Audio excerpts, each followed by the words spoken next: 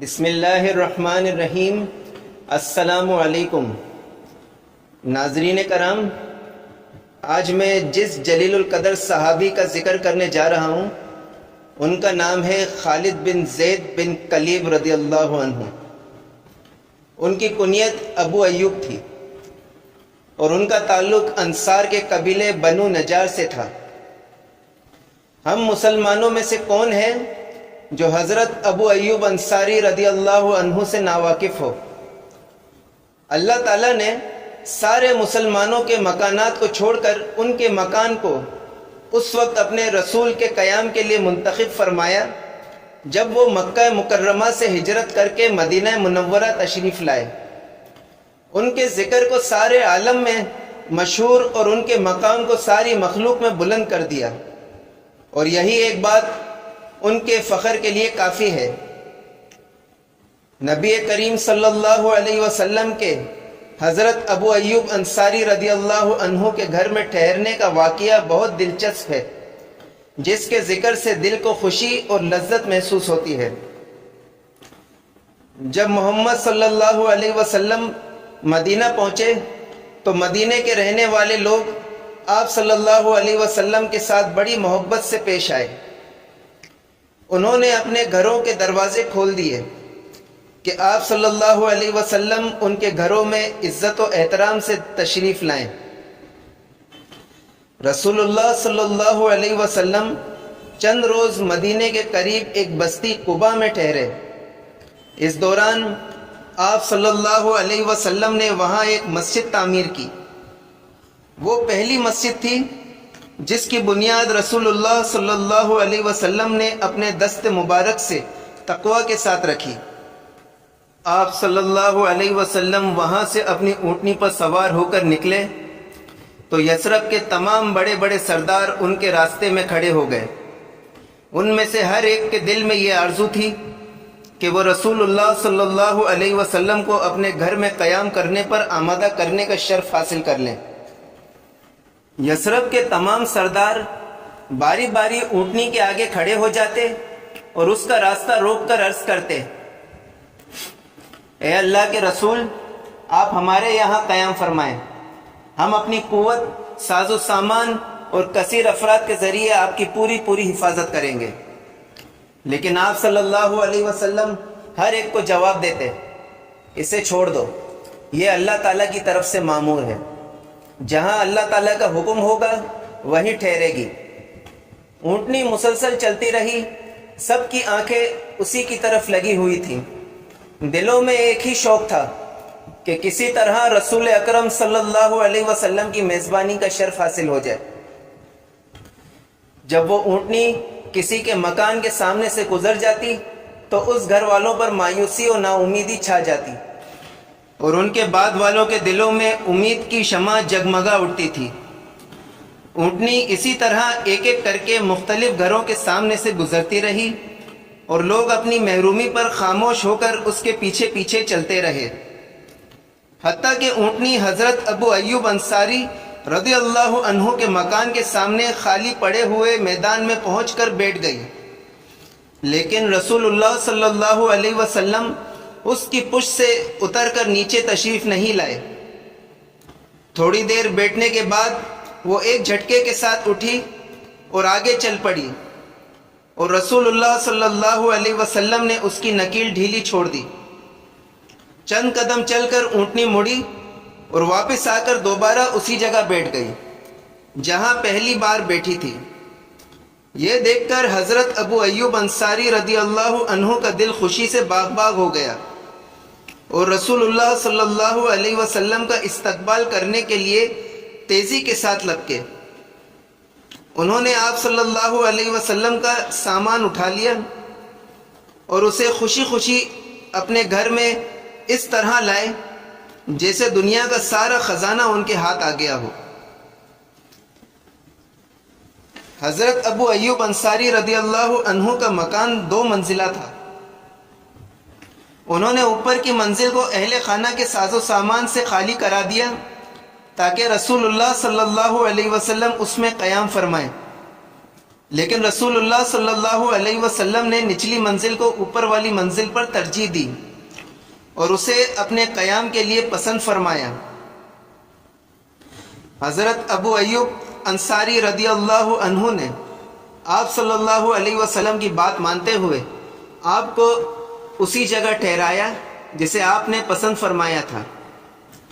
جب رات ہوئی اور حضرت محمد صلی اللہ علیہ وسلم آرام فرمانے کے لیے تشریف لے جا چکے تو حضرت ابو ایوب انصاری رضی اللہ عنہ اور ان کی اہلیہ بالائی منزل میں چلے گئے، لیکن جیسے ہی انہوں نے دروازہ بند کیا ان کے دل میں خیال آیا اور اپنی اہلیہ سے مخاطب ہوئے، تمہارا بھلا ہو، یہ ہم نے کیا کیا؟ کیا یہ بات مناسب ہے کہ رسول اللہ صلی اللہ علیہ وسلم نیچے اور ہم ان سے اوپر رہیں؟ کیا یہ بات ہم کو زیب دیتی ہے کہ ہم رسول اللہ صلی اللہ علیہ وسلم کے اوپر چلیں؟ کیا رسول اللہ صلی اللہ علیہ وسلم اور وحی الہی کے درمیان حائل ہونا ہمارے لیے مناسب ہے؟ اس صورت میں تو ہم تباہ و برباد ہو جائیں گے۔ اس وقت دونوں میاں بیوی سخت حیرانی اور پریشانی سے دوچار تھے اور ان کی سمجھ میں کچھ نہیں آ رہا تھا کہ وہ کیا کریں۔ وہ دونوں رات بھر بے چین رہے۔ آخرکار ان کو اس وقت تھوڑا سا سکون میسر آیا جب وہ اوپر والی منزل کے اس کونے میں سمٹ گئے جو رسول اللہ صلی اللہ علیہ وسلم کے اوپر نہیں تھا۔ وہ دونوں وہیں لیٹ گئے۔ اگر چلتے تو بیچ میں چلنے کے بجائے کنارے کنارے چلتے تھے۔ صبح کو حضرت ابو ایوب انصاری رضی اللہ عنہ نے حضرت محمد صلی اللہ علیہ وسلم سے عرض کیا، یا رسول اللہ، آج رات میں اور ام ایوب رات بھر جاگتے رہے۔ آپ صلی اللہ علیہ وسلم نے وجہ پوچھی تو عرض کیا، اے اللہ کے رسول، رات بھر ہم اس احساس سے بے چین رہے کہ ہم جس مکان کی اوپر منزل میں ہیں آپ اس کے نیچے تشریف فرما ہیں، اور جب ہم چلتے اور حرکت کرتے ہیں تو دھول اور گرد و غبار آپ کے اوپر گر کر آپ کے لیے تکلیف کا سبب بنتی ہے۔ پھر دوسری بات یہ کہ ہم آپ کے اوپر وحی الہی کے درمیان حائل ہو رہے ہیں۔ رسول اللہ صلی اللہ علیہ وسلم نے ان کو تسلی دیتے ہوئے فرمایا، اے ابو ایوب، اس کی فکر اور پرواہ مت کر، چونکہ لوگ بکثرت میرے پاس ملنے کے لیے آتے رہتے ہیں، اس لیے نیچے ہی رہنا میرے لیے زیادہ مناسب اور آرام دہ ہے۔ حضرت ابو ایوب انصاری رضی اللہ عنہ کہتے ہیں کہ میں رسول اللہ صلی اللہ علیہ وسلم کا حکم مانتے ہوئے اوپر والی منزل میں ہی رہا، یہاں تک کہ ایک ٹھنڈی رات کو ہمارا پانی کا مٹکا ٹوٹ گیا اور اس کا پانی اوپر والی منزل کے فرش پر پھیل گیا۔ ہم دونوں میاں بیوی اس کے پھیلے ہوئے پانی کو جذب کرنے کی طرف متوجہ ہوئے۔ اس وقت ہمارے پاس استعمال کے لیے صرف ایک ہی کمبل تھا، اس خوف سے کہ کہیں یہ پانی نیچے ٹپک کر رسول اللہ کے لیے پریشانی کا سبب نہ بن جائے، ہم نے اسی کمبل میں پانی کو جذب کر لیا۔ پھر صبح کے وقت میں نے رسول اللہ صلی اللہ علیہ وسلم کی خدمت میں حاضر ہو کر عرض کیا، میرے ماں باپ آپ پر فدا ہوں، مجھے اچھا نہیں لگتا کہ میں آپ سے اوپر رہوں اور آپ مجھ سے نیچے رہیں۔ پھر میں نے رات کو پیش آنے والا پانی کا واقعہ آپ صلی اللہ علیہ وسلم کو سنایا اور آپ سے اوپر والی منزل میں منتقل ہو جانے کی درخواست کی۔ حضور صلی اللہ علیہ وسلم نے میری یہ درخواست منظور فرما لی اور اوپر کی منزل میں منتقل ہو گئے اور میں ام ایوب کے ساتھ نیچے آ گیا۔ رسول اللہ صلی اللہ علیہ وسلم نے حضرت ابو ایوب رضی اللہ عنہ کے مکان میں تقریباً 7 مہینے تک قیام فرمایا، یہاں تک کہ جب اس زمین میں مسجد کی تعمیر مکمل ہو گئی جس میں اونٹنی بیٹھی تھی تو آپ صلی اللہ علیہ وسلم ان حجروں میں منتقل ہو گئے جو مسجد کے ارد گرد آپ کے اور آپ کی ازواج مطہرات کے لیے بنائے گئے تھے، اور آپ حضرت ابو ایوب کے پڑوس میں رہنے لگے۔ کتنے اچھے اور شریف پڑوسی تھے جو ان دونوں کو میسر آئے تھے۔ حضرت ابو ایوب رضی اللہ عنہ رسول اللہ صلی اللہ علیہ وسلم سے بہت زیادہ محبت کرتے تھے، اور خود رسول اللہ صلی اللہ علیہ وسلم کو بھی ان سے ایسی ہی محبت تھی، یہاں تک کہ رسول اللہ صلی اللہ علیہ وسلم ان کے گھر کو اپنا ہی گھر سمجھتے تھے۔ حضرت عبداللہ بن عباس رضی اللہ عنہ بیان کرتے ہیں کہ ایک روز حضرت ابو بکر سخت گرمی میں دوپہر کے وقت گھر سے نکل کر مسجد کی طرف آئے۔ حضرت عمر رضی اللہ عنہ نے ان کو دیکھ کر پوچھا، اے ابو بکر، آپ اس وقت گھر سے باہر کیوں نکلے ہیں؟ حضرت ابو بکر رضی اللہ عنہ نے جواب دیا، بھوک کی شدت اور بے چینی کی وجہ سے۔ حضرت عمر رضی اللہ عنہ نے کہا، اللہ کی قسم، میرے گھر سے نکلنے کا سبب بھی یہی ہے۔ اتنے میں رسول اللہ صلی اللہ علیہ وسلم بھی اپنے حجرے سے تشریف لائے اور ان دونوں حضرات سے دریافت فرمایا، آپ دونوں اس وقت کس غرض سے اپنے اپنے گھروں سے باہر نکلے ہیں؟ دونوں نے عرض کیا، واللہ ہم سب اس بھوک سے بے چین ہو کر نکلے ہیں جس کو ہم اپنے اندر شدت سے محسوس کر رہے ہیں۔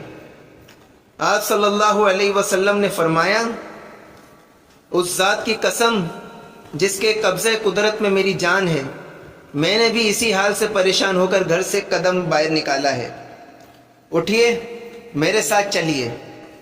اور تینوں حضرات حضرت ابو ایوب رضی اللہ عنہ کے گھر پہنچے۔ حضرت ابو ایوب رضی اللہ عنہ کی عادت تھی کہ کوئی نہ کوئی چیز بچا کر رکھتے تھے، اور جب آپ صلی اللہ علیہ وسلم کسی وجہ سے تاخیر کرتے اور وقت مقررہ پر تشریف نہ لاتے تو وہ کھانا گھر والوں کو کھلا دیتے۔ یہ لوگ دروازے پر پہنچے تو بی بی ام ایوب رضی اللہ عنہا گھر سے نکل کر ان کے پاس پہنچی اور بولی، نبی کریم اور آپ صلی اللہ علیہ وسلم کے اصحاب کی تشریف آوری ہماری عزت افزائی کا ذریعہ ہے۔ رسول اللہ صلی اللہ علیہ وسلم نے ان سے دریافت فرمایا، ابو ایوب کہاں ہیں؟ حضرت ابو ایوب رضی اللہ عنہ نے رسول اللہ کی آواز سن لی، وہ قریب ہی اپنے کھجوروں کے باغ میں کام کر رہے تھے۔ وہ یہ کہتے ہوئے تیزی سے لپکے،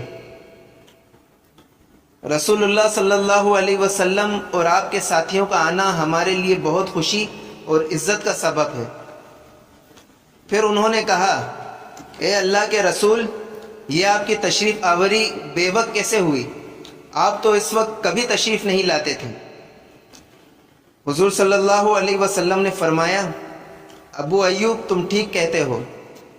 پھر حضرت ابو ایوب باغ میں گئے اور اس میں سے کھجوروں کا ایک گچھا کاٹ لائے جس میں خشک، تازہ اور نیم پختہ قسم کی کھجوریں لگی ہوئی تھی۔ پیارے نبی صلی اللہ علیہ وسلم نے اسے دیکھ کر فرمایا، اسے کاٹنے کی کیا ضرورت تھی؟ تم نے اس میں سے صرف پکی ہوئی کھجوریں ہی کیوں نہیں توڑی؟ انہوں نے کہا، میں نے مناسب سمجھا کہ آپ اس میں سے تمر، رطب اور بصر ہر قسم کی کھجور اپنی پسند کے مطابق تناول فرمائیں، اس کے علاوہ میں آپ کے لیے ایک بکری بھی ذبح کروں گا۔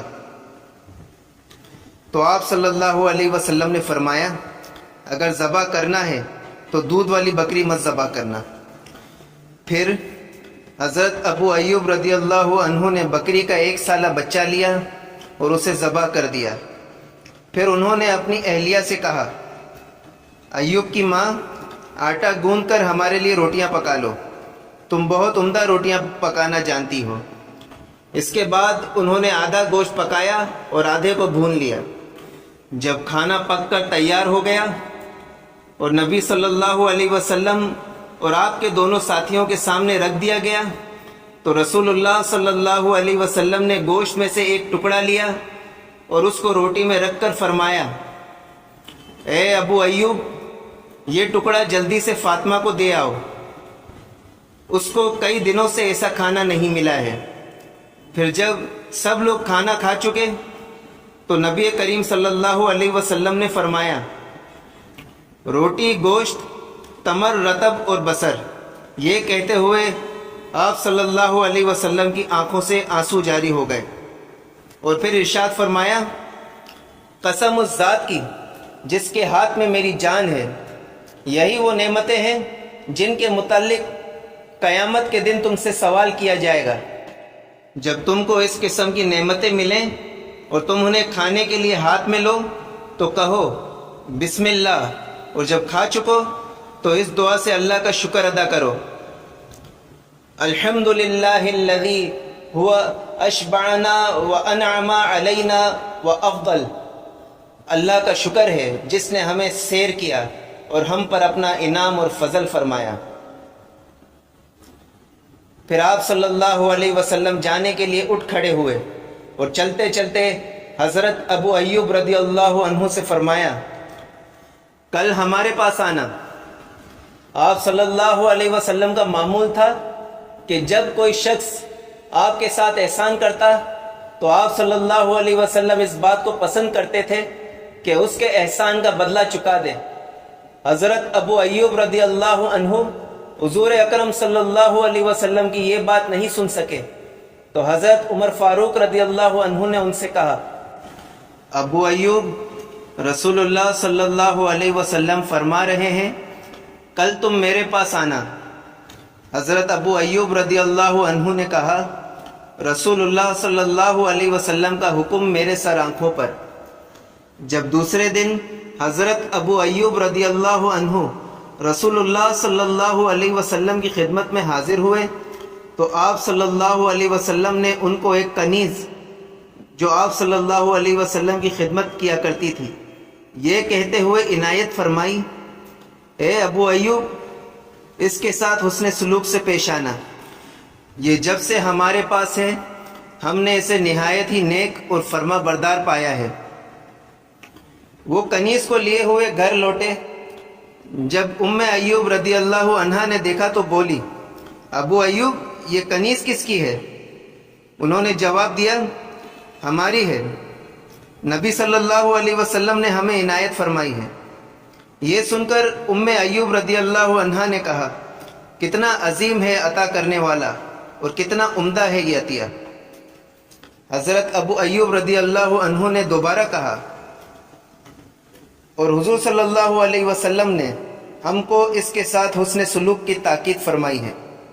ان کی بیوی نے پوچھا، ہم اس کے ساتھ کون سا رویہ اختیار کریں گے کہ آپ صلی اللہ علیہ وسلم کی ہدایت پر پورا عمل کر سکیں؟ حضرت ابو ایوب رضی اللہ عنہ نے حل پیش کرتے ہوئے کہا، اللہ کی قسم، رسول اللہ صلی اللہ علیہ وسلم کی ہدایت پر عمل کرنے کی اس سے بہتر کوئی صورت نہیں ہو سکتی کہ اس کو آزاد کر دیں۔ بی بی ام ایوب رضی اللہ عنہا نے ان کی تائید کی اور کہا، آپ کی رائے بالکل صحیح ہے، آپ کو درست بات کی توفیق ملی۔ اور حضرت ابو ایوب رضی اللہ عنہ نے کنیز کو آزاد کر دیا۔ یہ حضرت ابو ایوب رضی اللہ عنہ کی عام اور روزمرہ زندگی کے چند واقعات تھے۔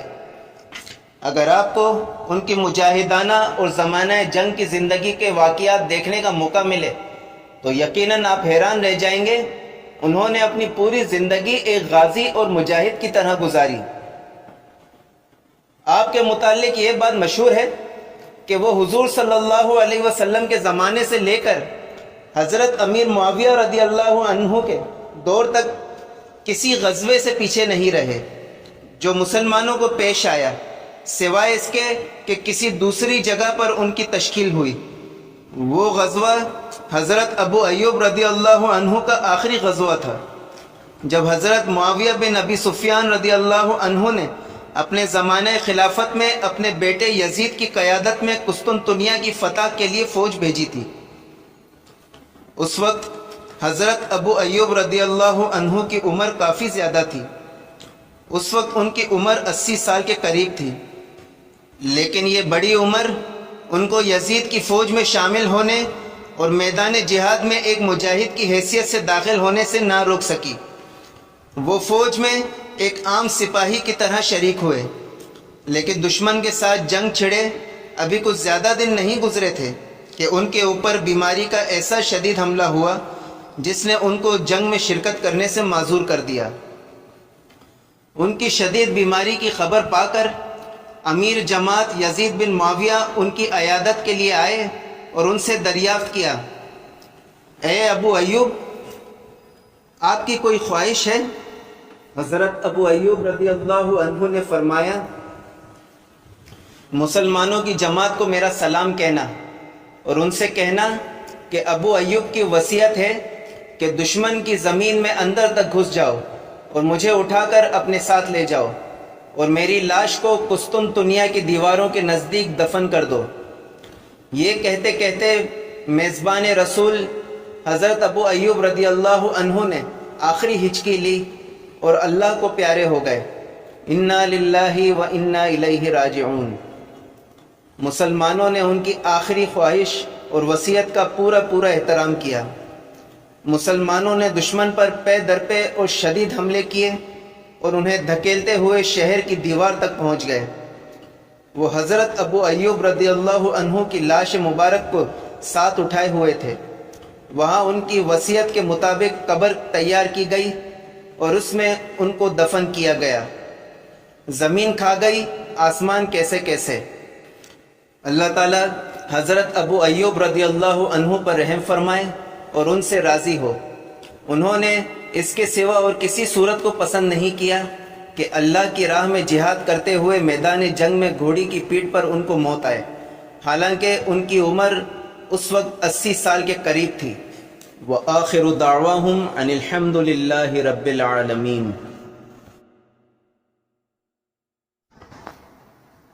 ناظرین کرام، اگر آپ کو یہ ویڈیو پسند آئی ہو تو اسے لائک کریں، سبسکرائب کریں اور برابر میں دیے گئے بیل آئیکن کو پریس کریں تاکہ میری آئندہ آنے والی ویڈیوز کا نوٹیفیکیشنز آپ تک پہنچتا رہے۔ شکریہ، جزاک اللہ۔